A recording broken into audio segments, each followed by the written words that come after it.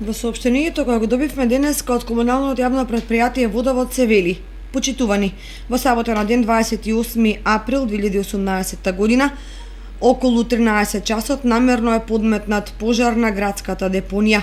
Комуналното јавно претпријатие Водовод и противпожарната единица реагираше во најкусможен рок и пристапи кон гасење на пожарот и спречување на ширење на истиот. Предизвикувањето на пожар е крајно опасно за околината. Предизвикува голема еколошка штета, а доколку дојде до неконтролирано проширување, материјалните штети се огромни. За локализирање на пожарот мораме да праќаме цистерни, да ангажираме работници, да ангажираме механизација и возила, а сето тоа е додатно финансиско оптоварување за комуналното јавно претпријатие Водовод, за противпожарната служба, за општината и за граѓаните на општина Кочани.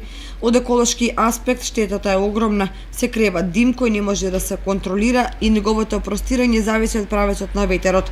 Апелираме до сите граѓани неовластено да не влегуваат на градската депонија и во никој случај да не палат оган на истата.